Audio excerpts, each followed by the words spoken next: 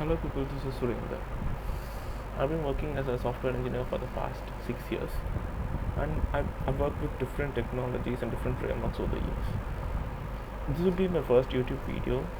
Let me start by something I'm quite familiar with and I would like to share. Today we'll be learning more about JavaScript destructuring. Okay, the background of this video is I recently completed the 100 days of code challenge in Twitter. The thing that I've learned is the consistency is the key for everything. I mean, we might have used destructuring or any other thing that we know without even knowing it. Just going through a Stack Overflow and getting the snippet, or going to GitHub and getting the snippet. But the thing is, understanding takes time, and understanding takes practice. Once you practice, it comes in the muscle memory, and it will be easy for you to think. Okay. What I've done is every time I practice a particular thing, I'll be taking notes of that, and some of the notes I'll be sharing in this video. Yeah, notes in the sense it could be a Notion page or a code snippet that you have. Mostly you could write in a paper, and also GitHub helps.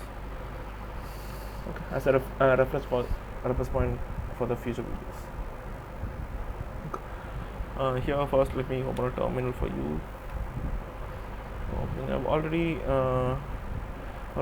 opened the navigated the particular folder where I have the code.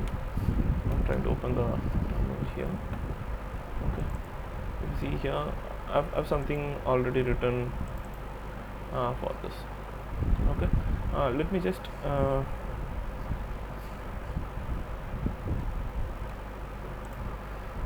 hope you guys could see the screen. Yeah. I mean, it's a typical work environment, right? I mean, you guys, I know this is not a live session, but every time I share a screen, I tend to ask this question, so sorry for that. Also cut me some slack since this is my first video. Sorry for the status, actually. Okay, let's take this as an example, right? Suppose there is a variable called person, which has an object as its value. This object value has three different properties. One is name, age, and gender.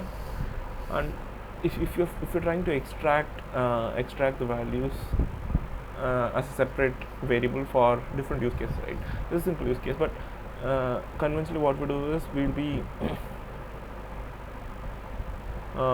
having the dot accessor. We'll be using the object dot and the property name to get the property's value and save it in another variable and just use it. But this is the normal way, right? Normal way to do it. But in ES6 we have something called object destruction. Okay, let me come on this and run this first.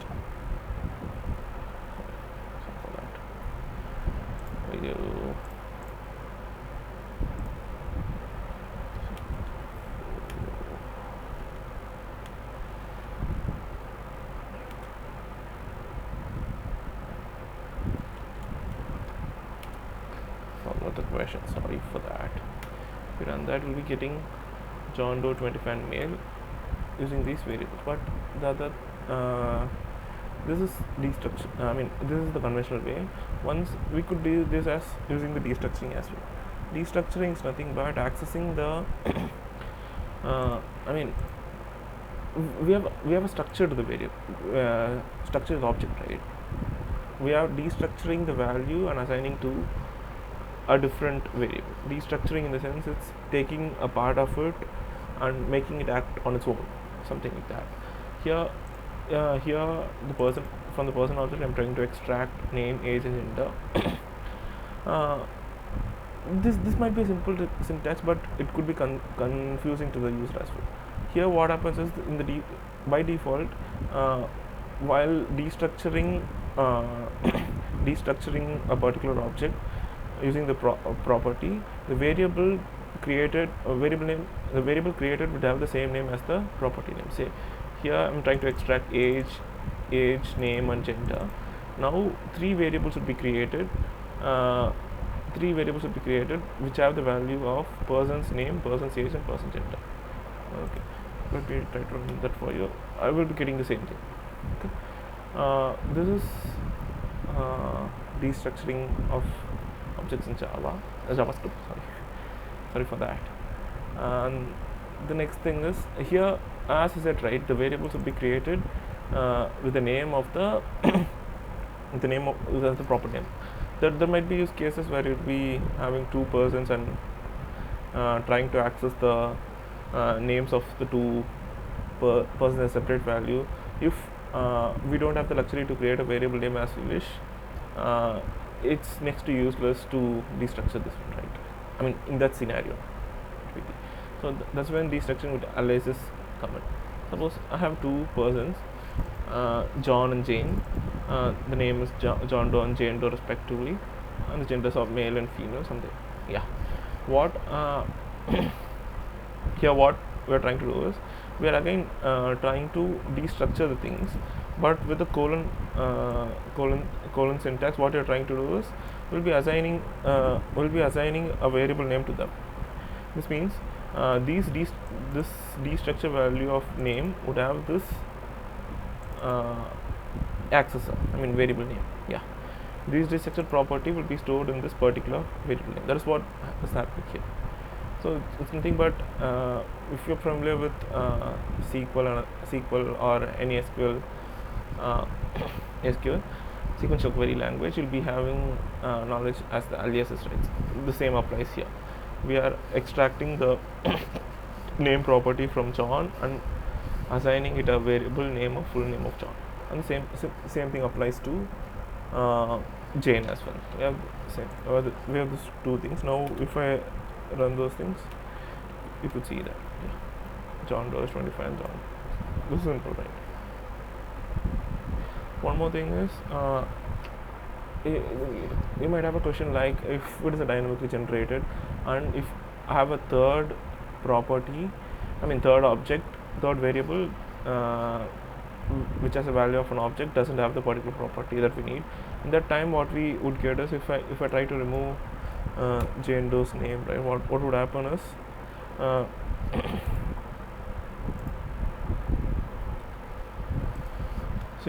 let's see what we'll get an undefined object. There is another trick, another thing what we could do is we could have default values for the destructured things. That's what we're trying to see here.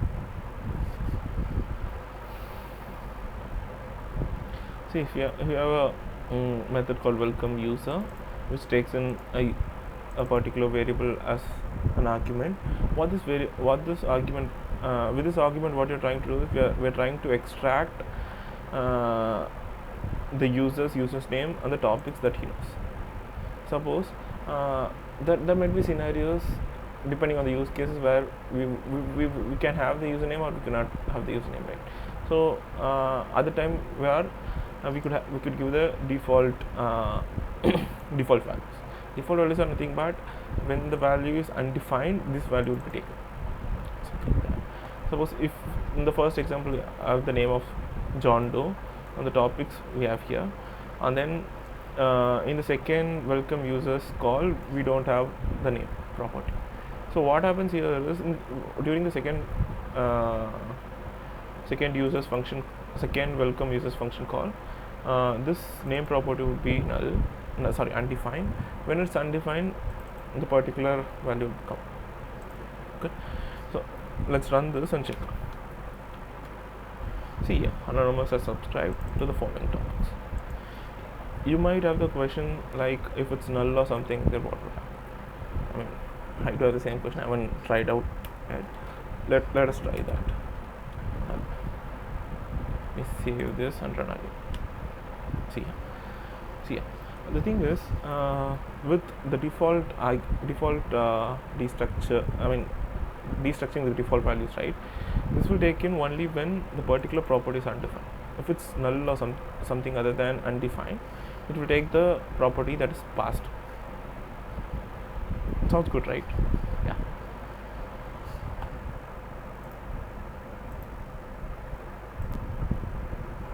Okay, till now we have seen what is uh, object destructuring, but destructuring can be applied to arrays as well. Let us take an example here. Come up with something here. Let's take people. People here. The array would be Serene.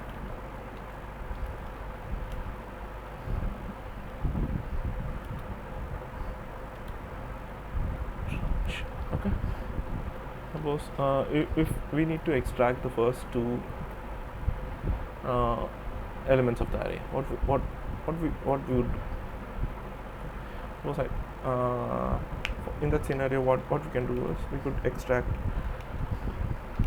The thing is while accessing the objects, right? What we usually do is the objects are usually represented by the curly braces.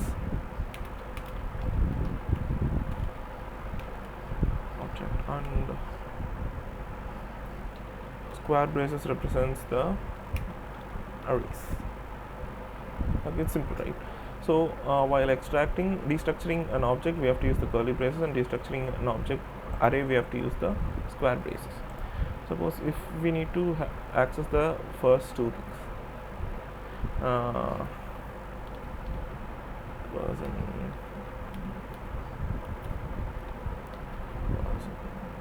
2. Let me print those things.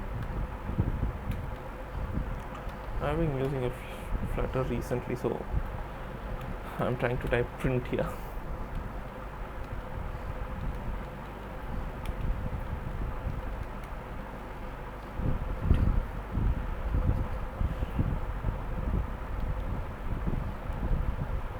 See, person 1 is Suren and person 2 is Yuva.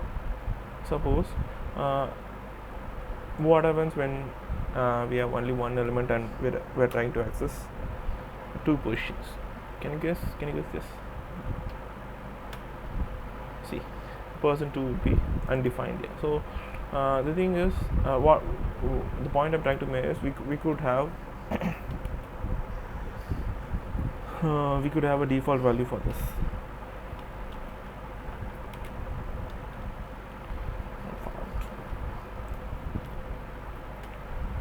See, we'll be having not found here. I mean, also you might have a question like, I want to access the third element of the array. Then I have to. Then you could ask if I have to declare 3 elements 0, 1 and 2 unnecessarily to get the third. No. When we transform an array to an object using empties and that, everything will be stored as a key value pair, where key being the index and the value being the value of the particular position. Okay, so what we could do is we could just access the if we need the third element, we could access the third element as person 3 from person people. So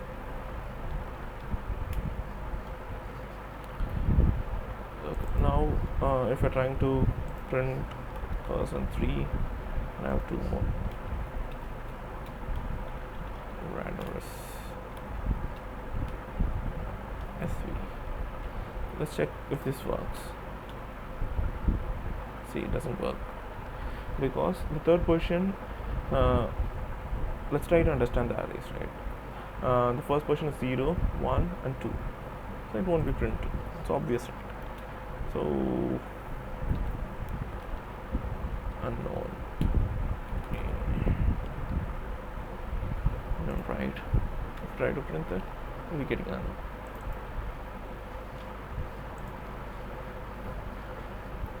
Okay, yeah, I mean, this is the basics of destructuring. If you have any question, you could reach out to me via Twitter. I'll be happy to respond to your questions. Also, feel free to comment. If you feel I'm good enough, hit the like button and try to subscribe. Thank you.